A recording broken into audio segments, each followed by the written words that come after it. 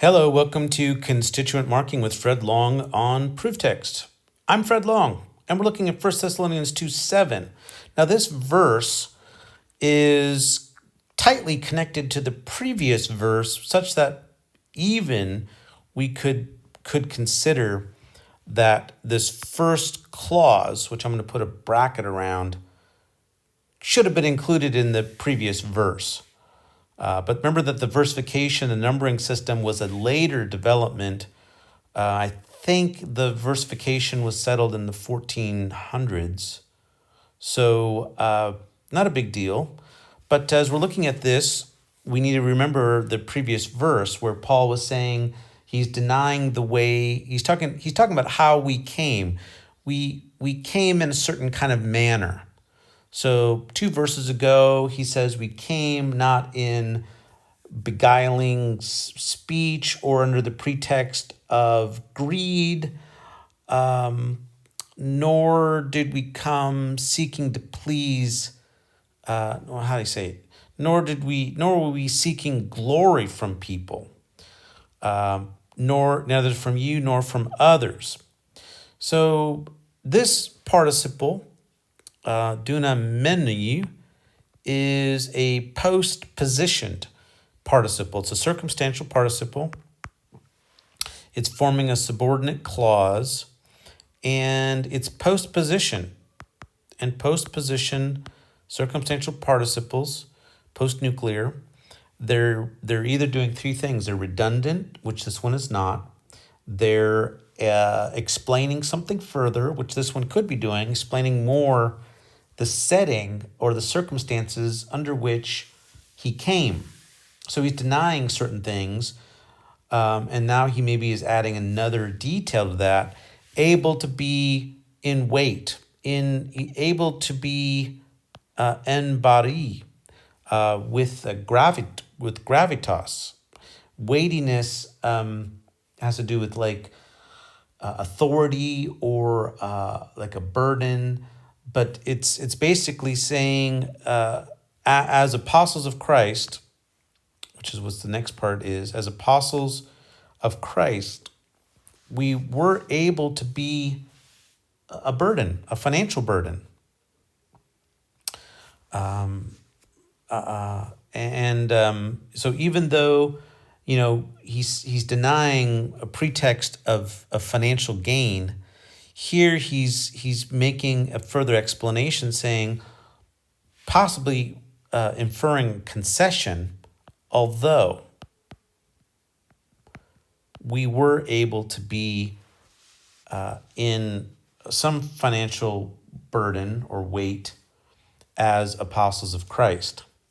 So this is an add-on qualifying his denials of what he was doing. We weren't nor were we seeking glory from you or from others, although we were able to have some weight, some gravitas as apostles of Christ.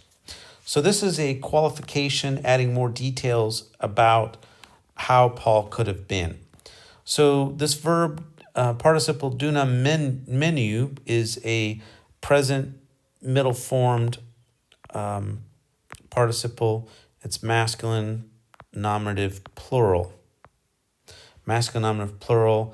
It typically takes an infinitive here, ine, to complete its meaning, able to be. I single underline both of those because they work closely together. When this is a complementary infinitive working with the verb. So when you have a complementary construction where the main verb typically takes an infinitive to help complete its meaning, sometimes verbs will take participles to complete their meaning. I single underline both of those because they're both part of the main verb complex. Then you have the en bari, which is from baros, in weight.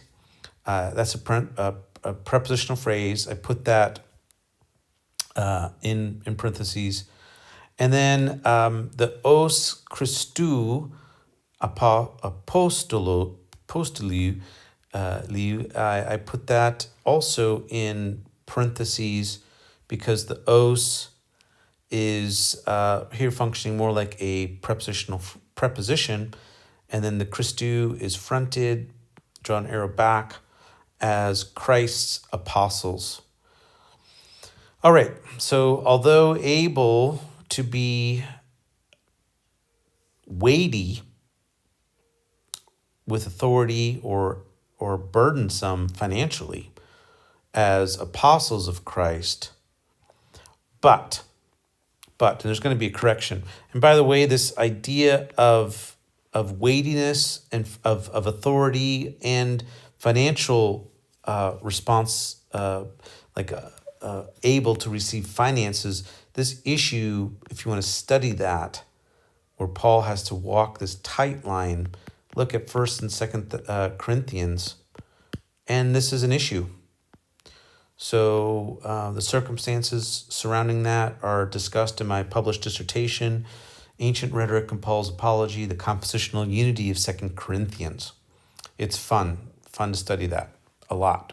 But if you want to study this issue of baros and its cognates, go to that correspondence. But Paul says, this is the correction, Allah, the alpha drops off at the end, because it's followed by a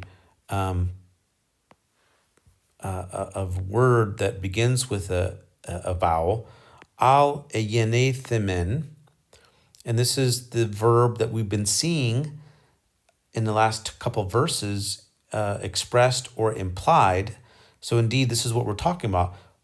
Paul and company's coming or becoming.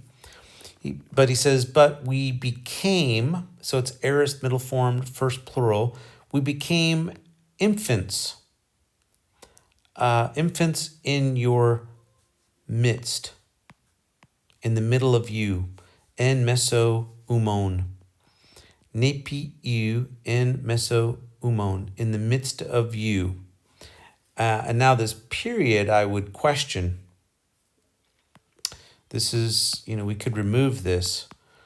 And in the versification schema, the person putting the verse number here envisioned there being no period there. And that's why os eon, which is starting a subordinate clause, is included. And I actually favor that understanding. So, we're going to leave it here. We're going to X that out, as if a nurse cherishes thalpe. So trophos is, even though it refers to a nurse or a nursing mother, it looks feminine. I mean masculine, but it is indeed a feminine referent. As if a nurse or nursing mother cherishes tatekna, the children of her own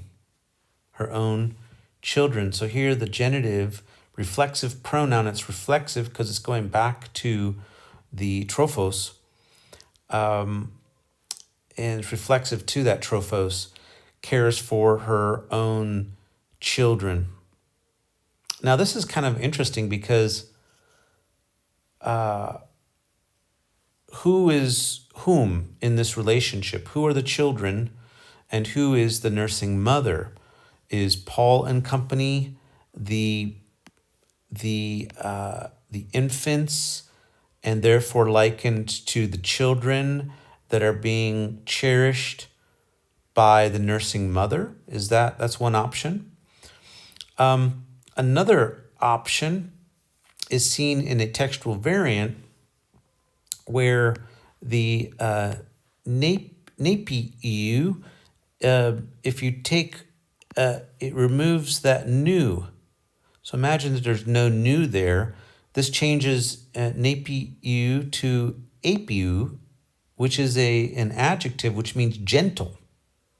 And, so that would be then translated, but we became gentle in your midst, as if a nursing mother cherishing her own children. So under that circumstance, the Paul and company would be more like the nurse caring for her own children. In other words, the children being the Thessalonians. So it's kind of interesting. There's a dispute in the textual tradition.